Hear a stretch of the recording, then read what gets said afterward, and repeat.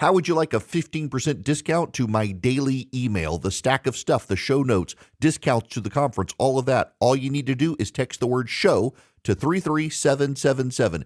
You'll get the annual subscription with a 15% discount to my daily email. You'll get the stack of stuff, the links to the show notes, discounts to the conference, and so much more.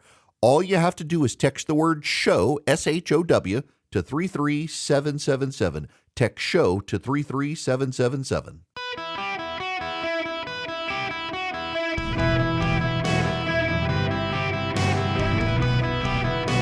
Welcome to the Eric Erickson Show podcast, Hour 2. Hello, America. Welcome. It is Eric Erickson here. The phone number is 877-973-7425. Should you wish to be on the program, delighted to have you with me. Text Eric, E-R-I-C-K, to 33777. I will send you a list of links. If you click the top link, that's the show notes link. You should subscribe. My buddy Leland Vittert says it's the best conservative newsletter in the country. You should listen to Leland Vittert and subscribe. Text Eric to 33777. Some data came out yesterday that I am fascinated by. You have heard me mention Hassan Piker now multiple days in the last few weeks, and many of you probably actually haven't heard of him. And the reason I suggest you probably haven't actually heard of him is because, well, you guys live your life. And in living your life, you're not really focused online. The thing I know about this audience from the copious amounts of research we've done about this audience is that you guys live in the real world. My audience is kind of different from a lot of talk radio in that you guys you're interested in what's going on in the world. You got a family, you got a job, you want to know what's happening, you want to know what's actually happening. You don't want the partisan spin. And you want to be able to get back to your life. And a lot of people tend to be, and a lot of talk radio shows tend to have an older demographic of listener than I have they're much more focused on the partisan talking points. And you guys tend to not be. And I think that's a good thing. I appreciate you. And I understand that my job is to tell you what's going on. And occasionally I get people who reach out to me and they say, but Erickson, you're talking about stuff I've never even heard people talk about these people. This can't be real. Part of my job is, the way I see it, is to be able to let you know what's going on in the undercurrents before they actually spill out into the actual currents. One of the reasons I keep bringing up Hassan Piker is because the National Press Corps has continued to try to mainstream this guy with very noxious views. They're not just anti-Semitic, they're anti-American views. He hates the United States. He's lamented the fall of the Soviet Union. He has championed communist China and praised Mao Zedong. He hates the United States. He cussed out a woman who was documenting the abuse she suffered at the hands of communists in Vietnam. He's a horrible human being. And the media loves him because he's young, fairly attractive guy, has a live stream audience, and the Democrats are campaigning with him, and they love him. He's their answer to Joe Rogan. That's what they've said. And you may not have heard of him, but he's campaigning for more and more Democrats.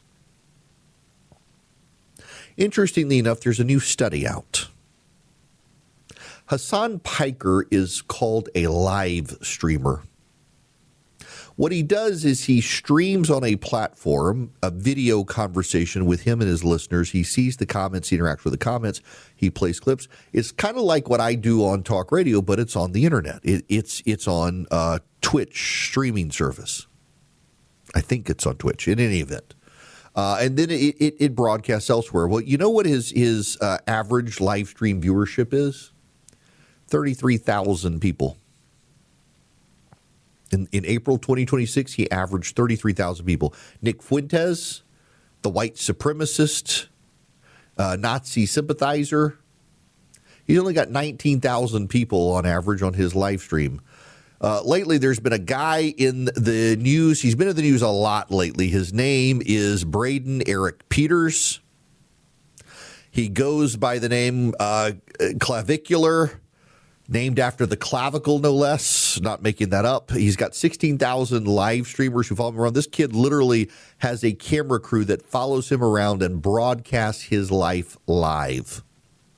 He's into, you've heard all the people making the jokes about maxing now looks maxing. That's what this kid is into. He's also a white supremacist. He's a racist. And he's been on drugs and live broadcasted an overdose until they cut the feed the other day.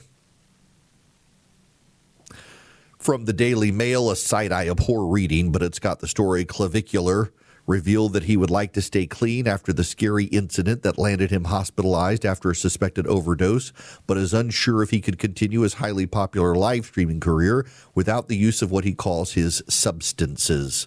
The 20-year-old looks maxer, real name Braden Eric Peters, did not want to talk about why he landed in the hospital, but did talk about how he wanted to move forward during a live stream Wednesday evening before making a club appearance. The previous night, the influencer could be seen on a live stream beginning to slur his speech and hold his head as his colleagues attempted to help him. Hours after coming home from the hospital, he said on the live stream, "Yeah, man, I ain't going to be doing any more substance for a while, hopefully forever, but that means I can't really, in real life, stream because, as you guys know, I'm quite brutal without that stuff." An IRL, which means in real life, stream is a live broadcast where a creator shares their daily life. He's apparently been on drugs to be able to share his, among other things, and he's all into looks maxing and whatnot. I actually, in my Instagram algorithm, this guy came up a couple of weeks ago because I'm taking my producer and some friends with me on a trip to Las Vegas next week to go play golf. I was looking at some Vegas golf courses that I was interested in playing golf in, and the algorithm, of course, shifts to Vegas. And here's this guy, and he's talking about how he doesn't like Las Vegas. He finds it very boring. What he does is he tends to hire prostitutes and do things. And it was just, I was like, this guy is screwed up. Listen, I'm not a gambler. I'll play craps, but I don't play poker. I don't play blackjack. I don't play the slots. I'll throw dice at the craps table, but I like to go to Vegas because I like to shoot guns, and they have phenomenal gun ranges. I like to play golf. They have great golf courses. I love to eat. They have great restaurants. That's why I enjoy Vegas and great cigar bars. I'm not a big gambler, and this guy's like, "Oh, I hate Vegas. I just hire prostitutes." And I'm like, "Where are your parents? First of all, you're a 20-something. Where are your parents?" My point on these three, though, is that Piker has 33,000 average live stream, Fuentes 19,000, Clavicular 16,000, and they're all over the media these days. Let me give you the clip viewership. This is how many views they get to clips that are put up of them on social media. Hassan Piker, 706,000 views. Nick Fuentes, 612,000 views. Clavicular, 251,000 views. You add in Candace Owens and others who you're not regularly interacting with their podcasts, it's the algorithm that's putting these people into your brain. Many of you aren't hyper on social media, but you have friends and family who are. And the friends and family that you have who are on social media is getting into their brains, and it's beginning to program them.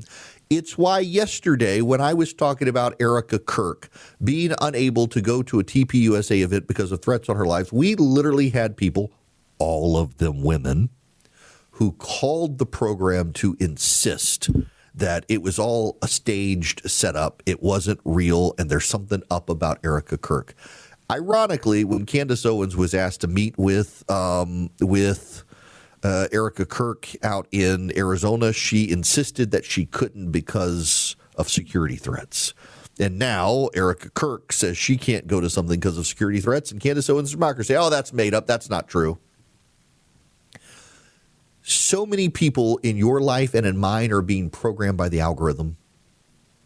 The algorithms on social media are rotting people's brains. They are amplifying anti-Christian persecution. They're amplifying anti-Semitism. They're amplifying hate. A guy like Hassan Piker is a celebrity on the left now. You may not have heard of him, but Democrats are seeking his endorsement and trying to campaign with him. He only has 33,000 people on his live stream, but he gets 706,000 views off of clips that recirculate on the internet. Clips of him mocking Republicans, praising communism, attacking Jews, calling for the death of various Republicans, including Rick Scott, the senator from Florida. Social media amplifies these people, and it's beginning to poison people's minds. It's not a coincidence. There's a growing body of research that shows that if you get off social media for 2 weeks, your sense of well-being goes up, your happiness goes up, your anxiety goes down. Social media is poison these days. There are ways to do it, like, for example, if you've got Instagram. Did you know this? I've got Instagram. Instagram, if you follow me, E.W. Erickson on Instagram, you should follow me. I personally think that we put up way too many clips of my show on Instagram. I would prefer to put up my photography. My team disagrees, and they've won the argument. So you'll see lots of my show clips that you should be recirculating to your friends, by the way, and driving up my Instagram algorithm. But if you go to Instagram, did you know if you tap on the word Instagram at the top of the app, you can click on the very second one, followers, and you will see a chronological list of just the people you follow, not actually an algorithmic feed. You click on Instagram at the top and you click on follow it, and suddenly you've got a chronological order of all the people you're following based on the most recent post, and it completely changes your consumption of content. You're suddenly back to old Instagram without the algorithm.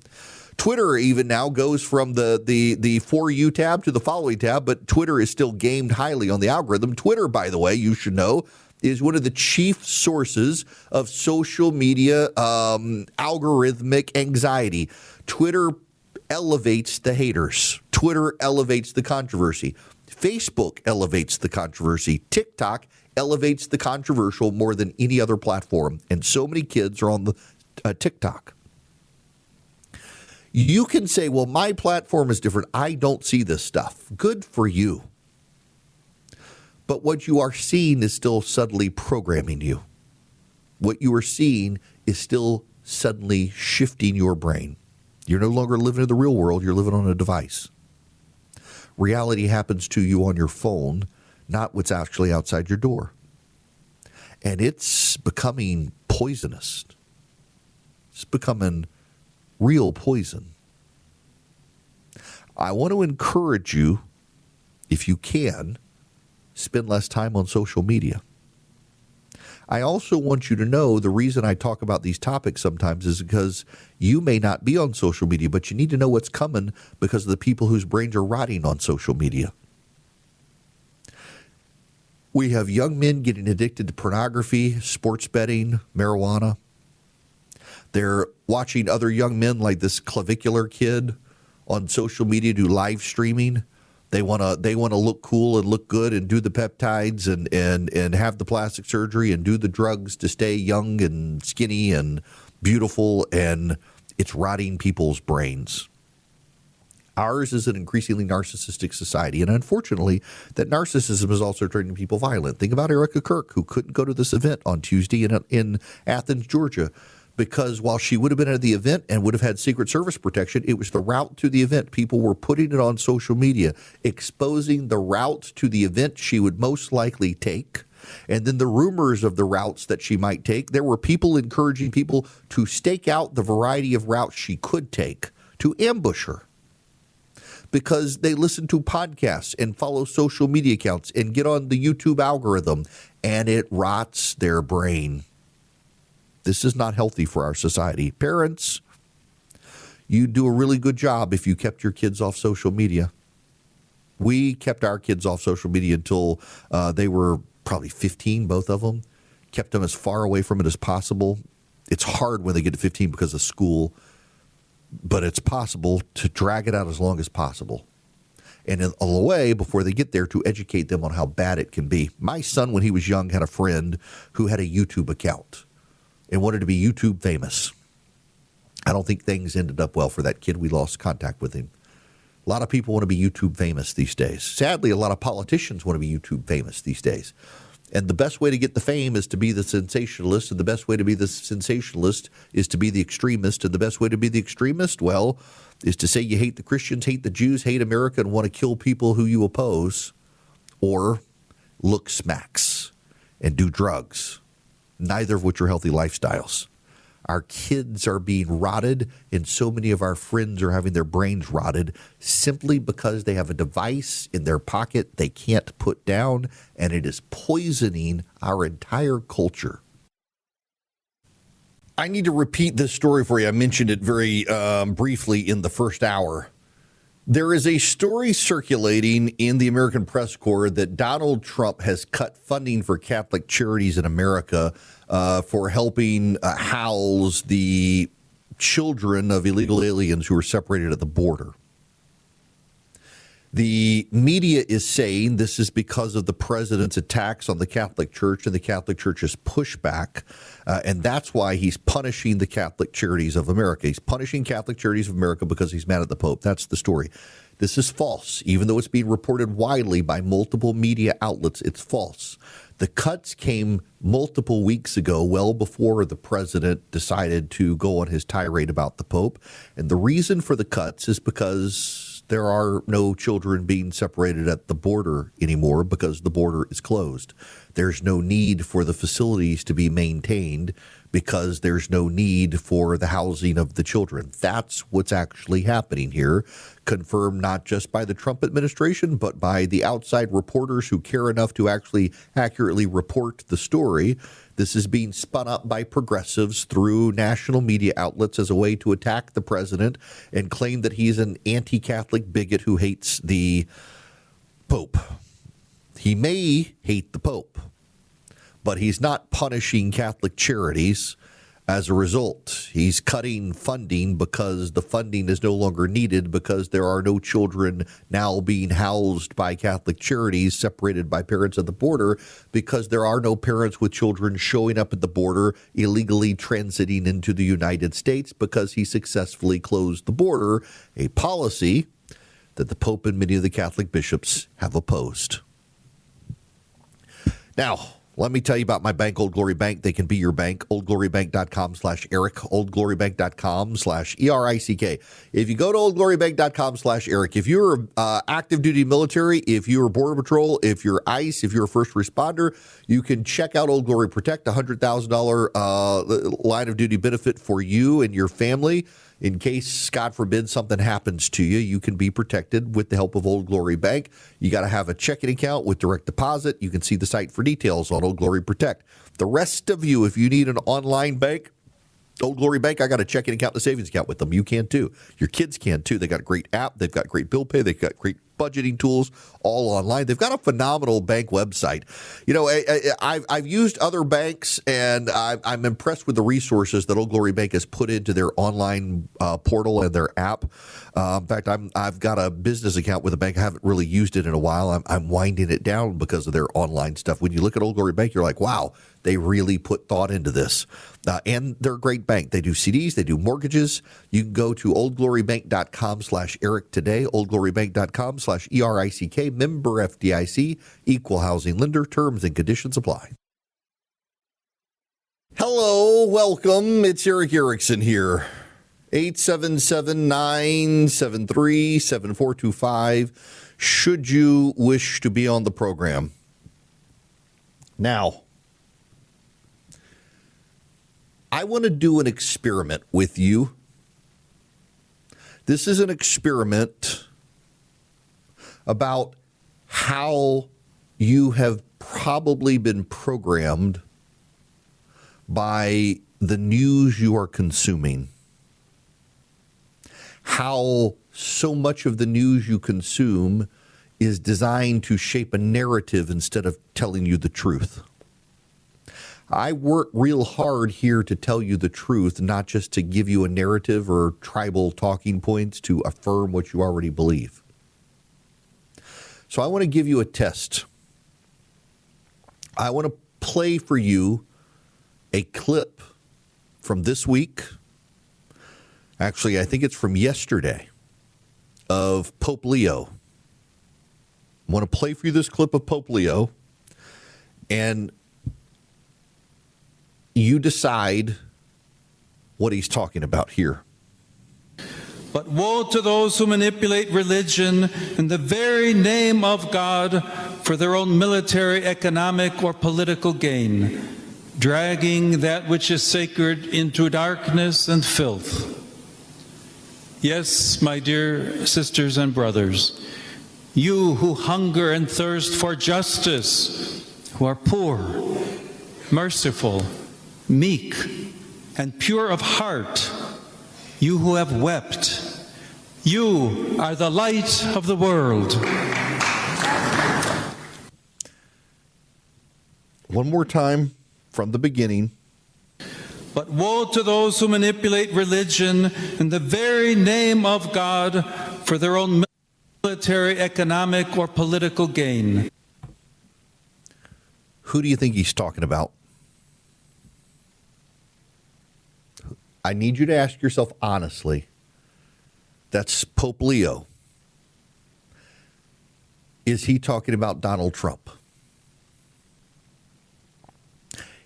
If you say yes, and I suspect many of you want to say yes, I want you to understand that it's because of the media you've consumed, the conversations you have in your partisan lens. How do I know that Leo the 14th is not talking about Donald Trump in that clip? I know because he's addressing the people of Cameroon where he is touring and visiting. How do I know that? How do I know it's true? Because he's in Cameroon to celebrate a peace after a war and gang violence, much of it fueled by military leaders who were hiding behind the name of God and killed 8,000 to 9,000 people. Cameroonians killing their fellow citizens in the name of God in a bloody civil war. And then after that, ritualistic gang violence, all done in the name of God. And they have asked the Pope to come there now that there is peace, and he has gone. He's not talking about Donald Trump. He's talking about the circumstances in Cameroon where military leaders, acting as if they were God's divine agents, murdered 8 to 10,000 of their fellow citizens in the name of God. People on the right are circulating that clip saying this is about Donald Trump, that even in Cameroon he's attacking Donald Trump. He's not. And if you can't believe me, I don't know what to tell you, because I'm telling you the truth and you're so poisoned by the narrative you can't believe the truth. He is there with the leaders and citizens of Cameroon who have come together, and the nation is beginning to heal, and he is attacking the very military leaders who have been killed or carted off to prison for carrying out a religious war or pretend religious war in Cameroon. And to the extent that you can't understand that and you insist it must be about the president, one, it's how self-centered are we here to hear the Pope speak in Cameroon, a war-torn nation, and think it's about us? And two, how poisoned are you by the media you're consuming to really think he must be attacking the president of the United States? This is a test of your mental faculties and how you've been programmed by the content you consume. Related to this, and I meant to bring this up earlier when I was talking about the algorithm, do you guys know who Johnny Somali is? I hope you do not know who Johnny Somali is, but Johnny Somali is a young man whose parents decided to let him become a YouTube star, and he decided to become a YouTube star and grow his channel by being as outrageous and offensive as possible. Let me read you this. Johnny Somali, an American streamer, went to Korea to do content like a lunatic. He danced on a memorial for World War II sex slaves. He played North Korean propaganda on the subway and threw ramen at a store owner like a psychopath. The country put a bounty on his head. A former Korean Navy SEAL found him and knocked him out cold while on a live stream. He got arrested, charged with 8 counts, including deepfake sexual violence crimes. He showed up at his first court date an hour late, hungover in a MAGA hat, and called South Korea a vassal state of the United States in open court. Prosecutors asked for 3 years hard labor. His mom filed a petition begging the judge for leniency. His last words before sentencing were, and I quote, "I haven't done anything to offend anyone during these proceedings, which shows I learned my lesson." The judge sentenced him to hard labor for 3 years. He was let out of the courtroom in handcuffs. Asked what he thought about it, he said nothing. And when he gets out of prison, he will have to deport to the United States, where he will thereafter be required to register as a sex offender. All because the kid wanted to be YouTube famous. I'm telling you, the internet is rotting people's brains. Okay. Now, I'm going to bring up something that's not a conspiracy theory, but it sounds like it's a conspiracy theory. And I need you to know that. What you are about to hear is not a conspiracy theory. It sounds like a conspiracy theory. It is not a conspiracy theory. This is a serious issue. This is from Harris Sockel, editor of the Pirate Wires. On a sunny day last August, Stephen Garcia, a contractor at a New Mexico lab that made parts for U.S. nuclear weapons, disappeared after leaving home with a handgun.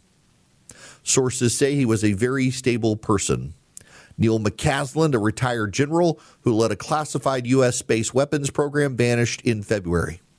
Anthony Chavez, a U.S. nuclear weapons scientist, was last seen in May.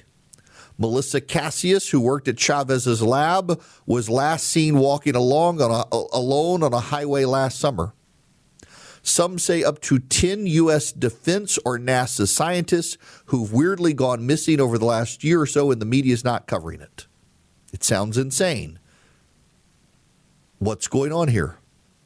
Is working in defense research super hard? Where did they disappear?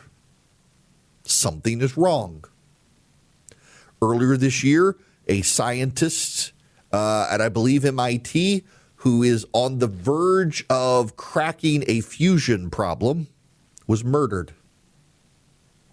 All of these scientists who have disappeared in some way work not just for the U.S. nuclear weapons programs, but many of them are specifically tied to advances in fusion technology. For those of you who don't know the difference, there are two ways to deal with the atom to make explosive energy. One is fission. Fission is where you split an atom. When you split an atom into two, you take, for example, a hydrogen atom and split it into helium atoms. You release a massive amount of energy. Fission is how nuclear reactors work. Our original atomic bomb was a fission explosion. Fusion delivers even more energy. Yeah, I'm sorry, I got it wrong. So you take a helium atom and you split it into two hydrogen atoms. That's fusion. That's fission. Fusion is when you take two hydrogen atoms and you push them together and make one helium atom. Fission is when you split the atom. Fusion is when you fuse two atoms together. So with fission, you take one hydrogen atom and you split it into, I'm sorry, I'm doing it wrong. You take a helium atom and you split it into two hydrogen atoms. Fusion is when you take two hydrogen atoms and you fuse them together into one helium atom. It's the reverse process. A fusion explosion is massively more powerful than a fission explosion. Our current nuclear weapons are fusions. And you release a massive amount of power. Fusion is also clean energy. With a fission reaction, you've got radioactive waste. Now, it's not a lot of radioactive waste. It sounds more scary than it is. It's not a lot of radioactive waste, but there is waste. With a fusion reaction, it's very clean. It generates a lot of power, but it's very hard to get a stable fusion reaction to generate clean power. And there have been a number of scientists in this country who were on the verge of the breakthrough to do fusion power, and they've been murdered or they've disappeared. Scientists working in our nuclear weapons program have been murdered or disappeared. We do not know where they are. They have disappeared. We have no idea what is going on. The media has not covered it. Peter Doocy yesterday finally raised the issue in the White House about what on earth is going on. There are now 10 American scientists who have either gone missing or died since mid-2024. They all reportedly had access to classified nuclear or aerospace material. Is anybody investigating this to see if these things are connected? I've seen the report, Peter. I haven't spoken to our relevant agencies about it. I will certainly do that, and we'll get you an answer. If true, of course, that's definitely something I think this government and administration would deem worth looking into. So let me do that for you. Yeah. We're finally starting to pay attention thanks to the Pirate Wires, which is I'm seeing more and more people cite it. It's a very useful resource. I heard about the scientists up in Massachusetts, and it was portrayed as just kind of a random shooting. When you add in all of the others, this looks less random and more like a pattern.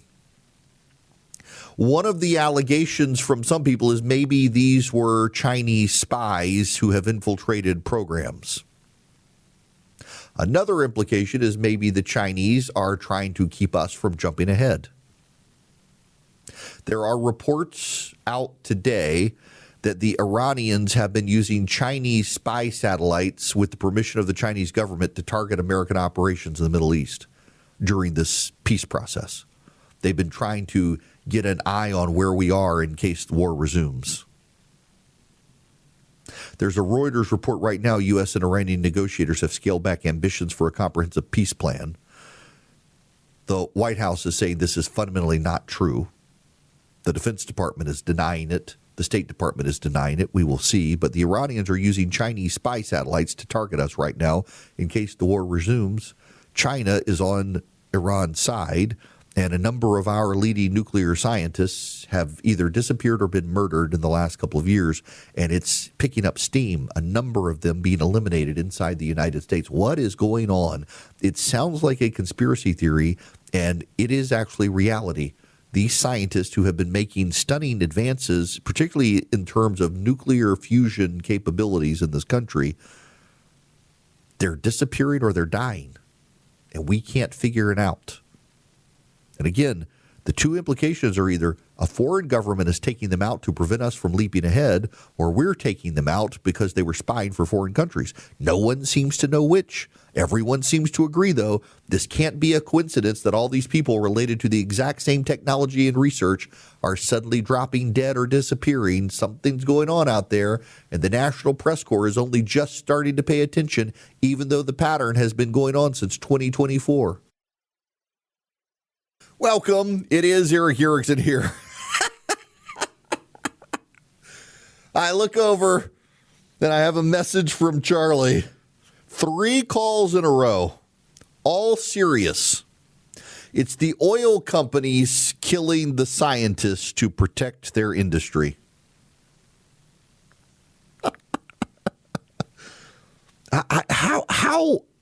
How do people string the wires together? They would rather believe it's the oil companies, the evil oil companies killing our scientists than us killing spies for China or China killing us too.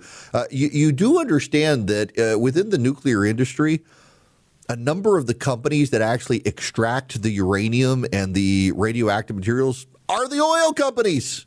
The oil companies, many of them actually benefit from the nuclear energy program because they also use fossil fuel reserve products within the people. And this is the problem.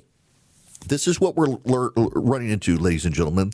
You know how kids in Little League, they all get the trophy even though their team sucks? the kids are bad players, the team sucks, and they didn't win a single game, and they get the participation trophy.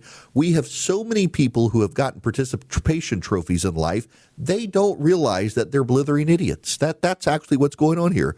We have so many people in this country who are just 30 feet over the runway, and we're not even allowed to use the R word anymore to tell them that's what they are. And so they actually think they're smart, functional, capable people. And they can see through things, you know. The rest of us, we're plants. We're an op. You got to see it. Oh, my God, there's a chemtrail out there. Also, what it is there are people with too much time on their hands. If your first reaction to me telling you 10 scientists related to the nuclear fusion program and weapons technologies of the United States have been killed by the oil industry, you too are a stupid person. And I just listen. Someone yelled at me in the last half hour. You call yourself a Christian. You're telling people they're stupid. The greatest Christian charitable thing I can do lovingly is to tell people they're stupid so that they can get smart. Because we have a lot of stupid people out there. This is one of our chief societal problems right now. We have a lot of people in America who think they're very smart and they're actually very stupid. And no one loves them enough to tell them they failed at life and they're stupid. And if I can do a charitable duty of telling people you are 30 feet over a runway and the Airbus plane is yelling at you, retard, retard.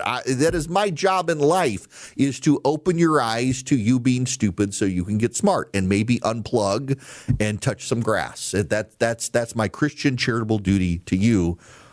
You need an intervention. Dear God. Holy cow. Okay. Perfectly Snug. You should also get a good night's sleep with a Perfectly Snug mattress topper. You can get one at perfectlysnug.com/Eric. Perfectlysnug.com/ERICK. You save up to $280 by using my name at perfectlysnug.com/Eric. What is it? It's air conditioner for your bed. Have you ever had one of those nights where you're under the covers and you don't want to get out from under the covers because you like the weight of the covers, but you're hot?